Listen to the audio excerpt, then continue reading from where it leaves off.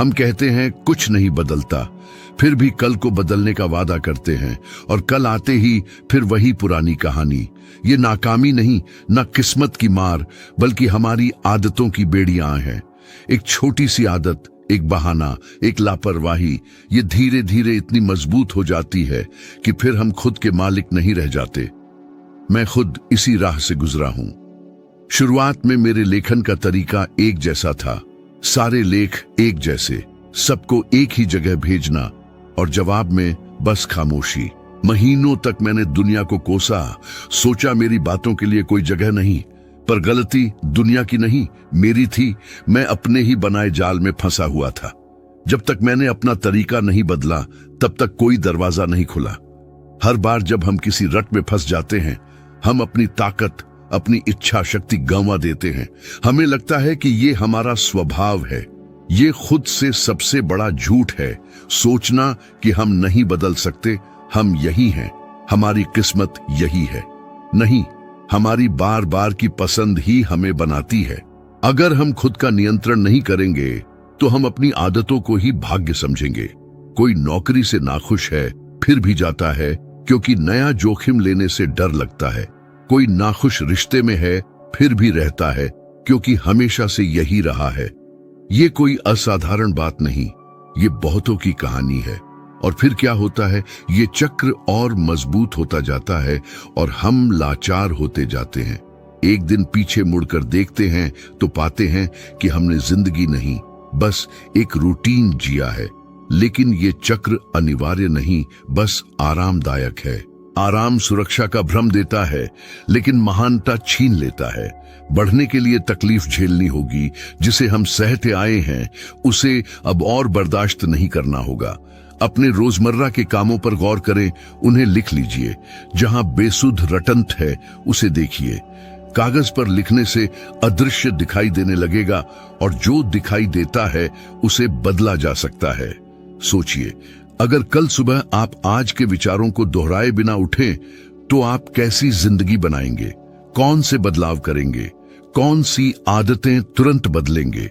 आजादी किसी चमत्कार का इंतजार नहीं करती, बल्कि आज ही इसी पल इस चक्र को तोड़ने में है। कितने लोग खुद को संसाधनों या मौकों की कमी से बंधा हुआ मानते हैं, जबकि असली कैद तो और ही है। असली कैद ये मानना है कि रूटीन ही नियति है। कई लोग जिंदगी की जंग हार जाते हैं, क्षमता की कमी से नहीं, बल्कि खुद को बदलने की इजाजत नहीं देने से। अगर आपको मुश्किल लगता है तो याद रखें, इस चक्र की अपनी ही लागत है। ये आपके सपने, आपकी ऊर्जा, आपका आत्मविश्वास छीन लेता है। इससे छुटकारा पाने की कोशिश करने से ज्यादा मुश्किल ये चक्र है। सवाल ये नहीं कि बदलना मुश्किल है या नहीं, बल्कि ये है कि आप अपनी जिंदगी का कितना हिस्सा इस चक्र को देना चाहते हैं जो आपको कहीं नहीं ले जाएगा। सबसे खतरनाक असफलता वो नहीं जो जोर शोर से होती है, बल्कि वो है जो आराम की आड़ में छिपी होती है। ये मेरा स्वभाव है, हमेशा से यही रहा है, या बदलने से क्या होगा जैसे जुमलों में छिपी होती है। ये मासूम से लगने वाले शब्द असल में बेड़ियां हैं। यहीं पर बहुत से लोग भटक जाते हैं। बड़े बड़े रोड़े नहीं, छोटी छोटी रोजमर्रा की सहूलियतों के कारण जो एक जेल बन जाती है। मैंने बहुत से काबिल लोगों को अपनी प्रतिभा को गंवाते देखा है, क्योंकि उन्हें लगता था कि उनका भाग्य यही है। वे दम घोंटने वाली नौकरियों में, सीमित रूटीन में, ऐसे माहौल में फंसे रहे जो उनकी ताकत चूस रहा था। क्यों? क्योंकि कड़वा भी हो पर आराम सुरक्षित लगता था, बदलाव का जोखिम लेने से ज्यादा। लेकिन ज्यादा आराम खुलेआम नाकामी से ज्यादा सपने मारता है। ये चुपचाप तबाह करता है। जब आप सोचते हैं कि आप शांति से हैं, अब्राहम लिंकन का उदाहरण लीजिए। उनकी जिंदगी में बहुत सी हार और नाकामियां थीं। नाकाम व्यापार, चुनावी हार, तनाव। कई लोग उन्हें अंधेरे में ही रहने के लिए बना हुआ मानते थे और ये मान लेना आसान था कि किस्मत में यही लिखा था। लेकिन लिंकन ने हार नहीं मानी।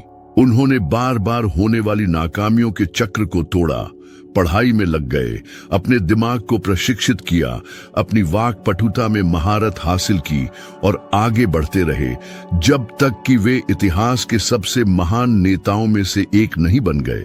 वे आरामदायक रूढ़िवादिता में समर्पण कर सकते थे, लेकिन उन्होंने परिवर्तन की कठिनाई को चुना। अब आप अपने बारे में सोचिए, कितनी बार आप असंतोषजनक परिस्थितियों को स्वीकार कर चुके हैं क्योंकि बदलना आसान नहीं लगता था। कितनी बार आप खुद को ये समझा चुके हैं कि आप ठीक हैं क्योंकि इतना बुरा भी नहीं है। कितनी बार आपने असंतोष के रूटीन को कोशिश के जोखिम पर तरजीह दी है। ये चुनाव भाग्य तय करते हैं। आप स्थिरता के आराम में रहेंगे या फिर स्वतंत्रता के लिए असुविधा को सहेंगे। और मैं अपने अनुभव से कहता हूं, मैं भी इस जाल में फंस चुका हूं। सालों तक जब मेरा करियर रुक रुक सा लग रहा था, मैं अपनी रुकने के लिए बहाने ढूंढता रहता था। मैं खुद से कहता था कि ये बस समय का मामला है, शायद मेरा समय अभी नहीं आया है। लेकिन ये सब डर छुपाए हुए थे। मैं अपने सुकून को तर्क में बदलने की कोशिश कर रहा था और इसने मुझे क्या दिया?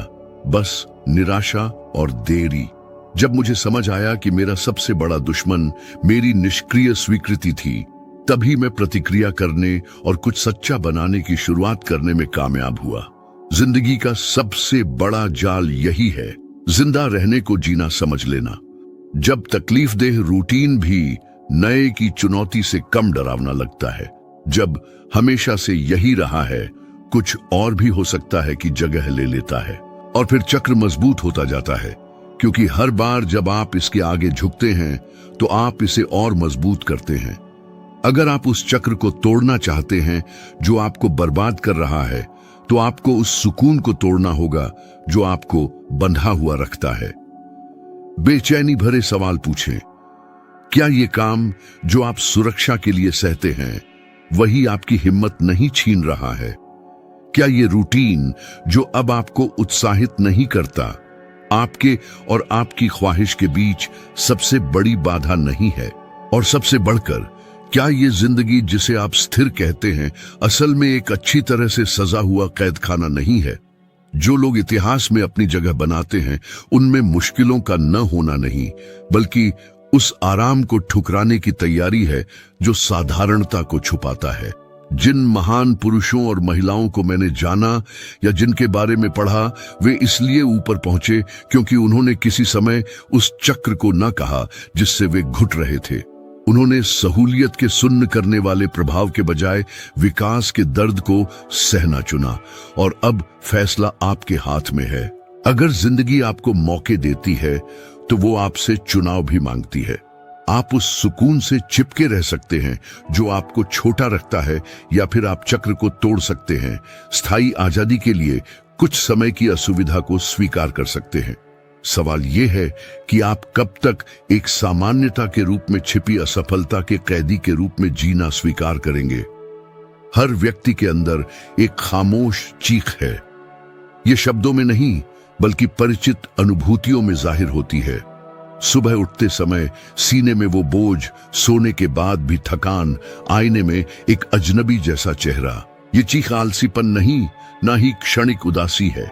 ये आपकी आत्मा बदलाव की मांग कर रही है, आपसे भीख मांग रही है कि आप उस रट से बाहर निकलें जो आपको जकड़े हुए हैं। हैरानी की बात यह है कि ये चीख बड़ी त्रासदियों से शुरू नहीं होती। ये छोटी छोटी चीजों में दिखाई देती है। जब आपको लगता है कि आपके सपने कामों की सूची तक सिमट गए हैं, जब हफ्ते बिना किसी नए काम के बीत जाते हैं, जब जिंदगी बिना मकसद के कामों की एक कड़ी बन जाती है, यहीं पर बहुत से लोग चुपचाप हार मान लेते हैं, ये मानते हुए कि दम घोंटने वाला रूटीन वयस्क जीवन का हिस्सा है। लेकिन मैं कहता हूं, नहीं, ये ठहराव है, और ठहराव जिंदा रहते मरने का एक धीमा तरीका है। मैंने खुद ये बोझ महसूस किया है। एक समय था जब मैं कर्ज में डूबा हुआ था। अपने परिवार का पालन पोषण करने के कोई साफ तरीके नहीं थे। हाल ही की असफलताएं अभी दिमाग में थीं। मुझे रातों की नींद हराम याद है, लाचारी की भावना से परेशान। ऐसा लग रहा था कि हर सांस में टनों शक और डर भरा हुआ है। लेकिन ठीक इसी पल सबसे निचले बिंदु पर एक साधारण से फैसले ने सब बदलना शुरू कर दिया। मैंने खुद से कहा, मैं अब ऐसा नहीं रहूंगा। ज्यादा पैसे नहीं थे, अनुकूल परिस्थितियां नहीं थीं, लेकिन एक चीज थी जो मेरे पास अभी भी थी, वही रास्ता न दोहराने का चुनाव करने की क्षमता। इस चुनाव ने मेरी समस्याओं को नहीं मिटाया, लेकिन मेरे हौसले को ऊंचा किया। उसके बाद भले ही तुरंत नतीजे न मिले हों, मुझे पता था कि मैं अब वही इंसान नहीं रहूंगा। यह फैसले की ताकत है। परिवर्तन किसी बड़ी रणनीति या किसी सही योजना से शुरू नहीं होता। ये उस पल से शुरू होता है जब आप कहते हैं बस। क्योंकि जब आप बस कहते हैं, आपका दिमाग जाग जाता है। आप बहाने ढूंढना छोड़ देते हैं और हल ढूंढना शुरू कर देते हैं। वो पहाड़ जो पहले पार करने लायक नहीं लग रहा था, छोटा दिखने लगता है, क्योंकि वो छोटा नहीं हुआ है, बल्कि आपकी हिम्मत बढ़ गई है। आप कितने लोगों को जानते हैं जो नफरत वाली नौकरियों में बने हुए हैं, बस इसलिए कि वे जोखिम लेने से डरते हैं? कितने लोग ऐसे रिश्तों में जीते हैं जो अब खुशी नहीं देते, लेकिन वे बने हुए हैं क्योंकि वे दर्द के आदी हो गए हैं? कितने लोग हर दिन घड़ी देखते रहते हैं कि सोने का समय कब हो, ताकि वे अगले दिन भी वही बेरंग दिन दोहरा सकें? ये जिंदगी नहीं, ये यंत्रवत जीवित रहना है। और उनके अंदर गूंजने वाली खामोश चीख इस बात का सबूत है कि वे और करने के लिए बनाए गए थे, लेकिन वे कम से समझौता कर लिया। हैरियट टबमैन का उदाहरण लीजिए। एक गुलाम के रूप में पैदा हुई, जिसकी संपत्ति समझी जाती थी, वह उस भाग्य को बिना सवाल किए स्वीकार कर सकती थी।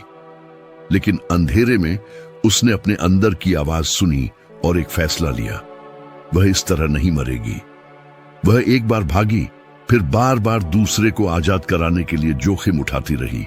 उसे आजादी ने नहीं बदला था, उसे पाने का फैसला बदला था। यह फैसला बेड़ियों से ज्यादा शक्तिशाली था, किसी भी दीवार से ज्यादा मजबूत। और यही फैसला है जिसे बहुत से लोग टालते हैं।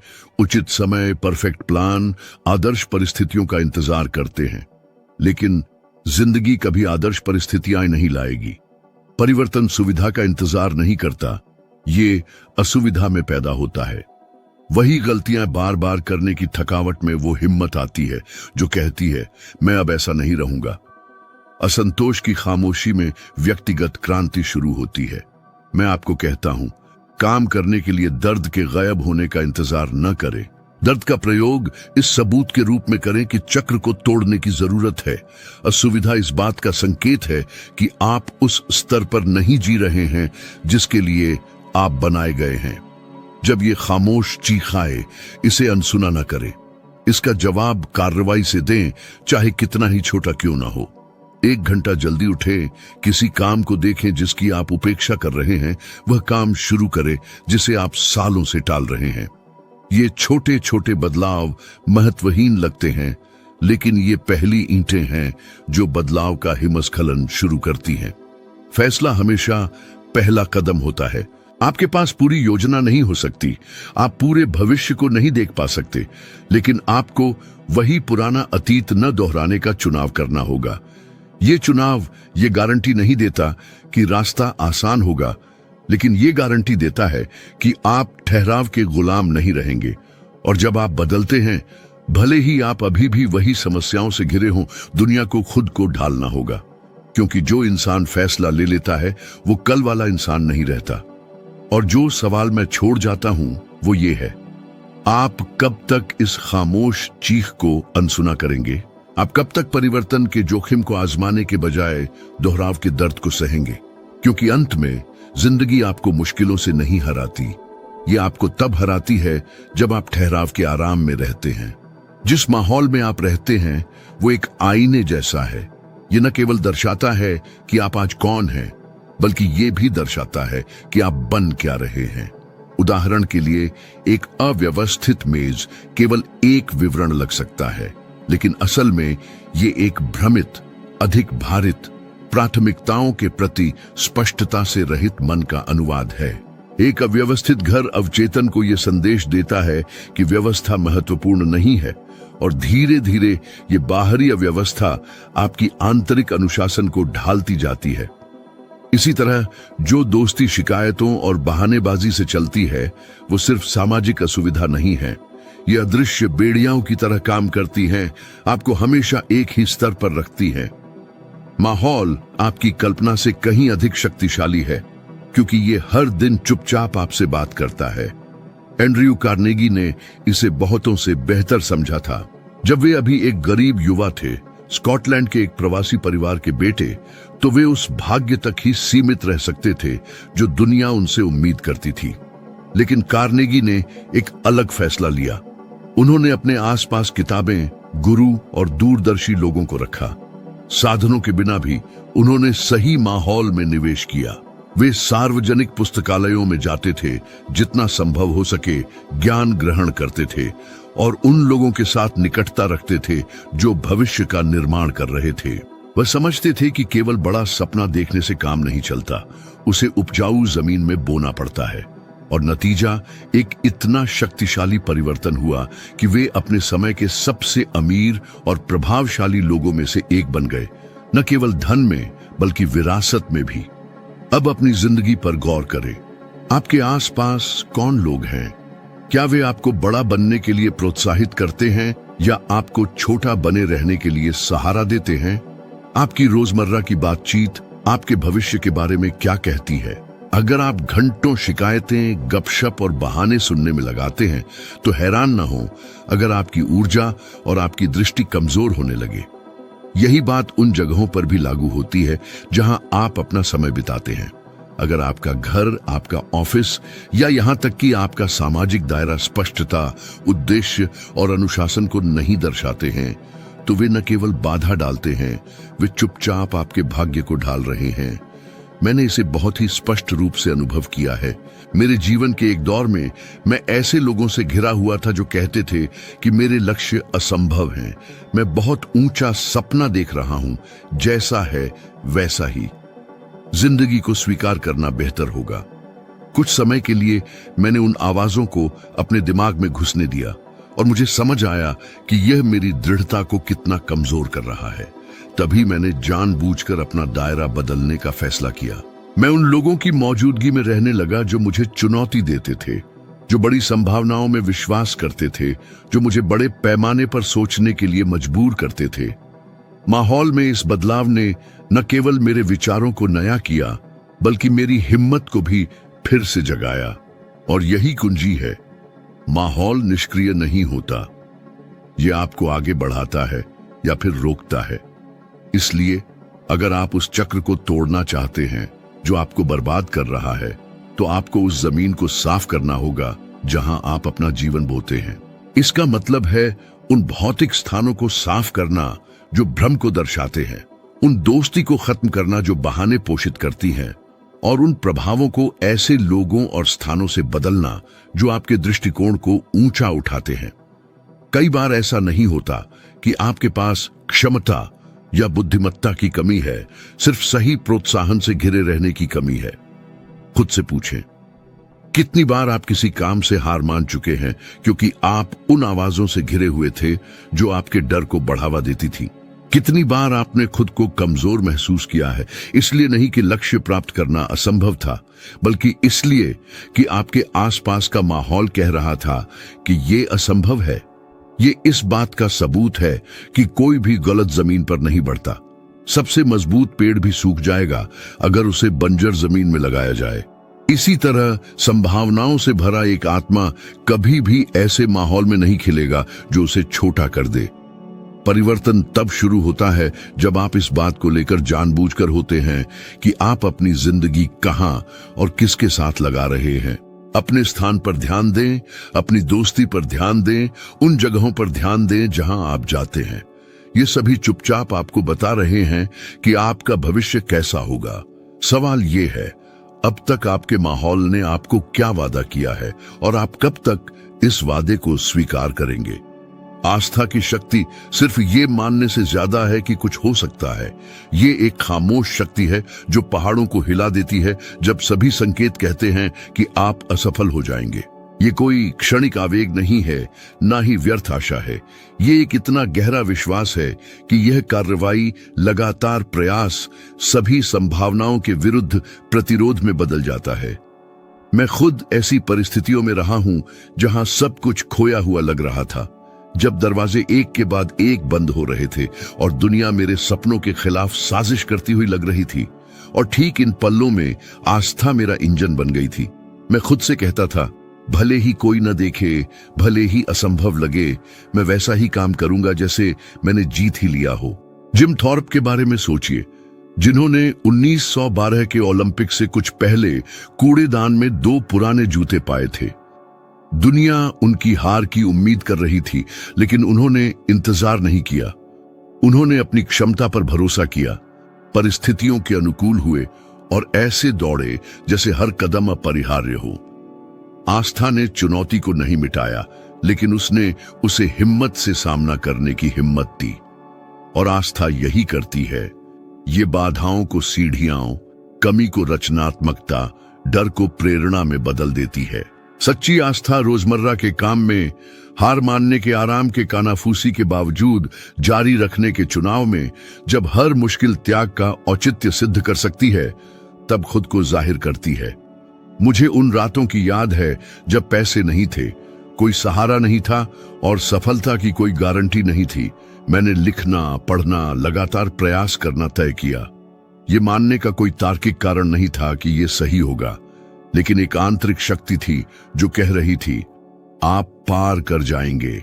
और यही शक्ति थी जिसने मुझे चक्रों को तोड़ने, मुझे छोटा रखने वाले पैटर्न को तोड़ने और आगे बढ़ने की इजाजत दी, जब आसपास के सभी लोग संशय में थे। ये उम्मीद करने की बात नहीं है कि चमत्कार आसमान से गिरेंगे। ये अपने मन, अपनी भावनाओं और अपने कार्यों को इस विश्वास से जोड़ने की बात है कि आप सक्षम हैं।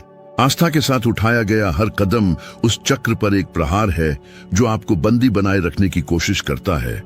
हर छोटी जीत आत्मविश्वास को मजबूत करती है। हर पार की गई बाधा इस बात का यकीन बढ़ाती है कि आप अपना भाग्य खुद बना सकते हैं। क्या आप खुद में वो जज्बा रखते हैं जो हार के बाद भी हिम्मत नहीं हारता?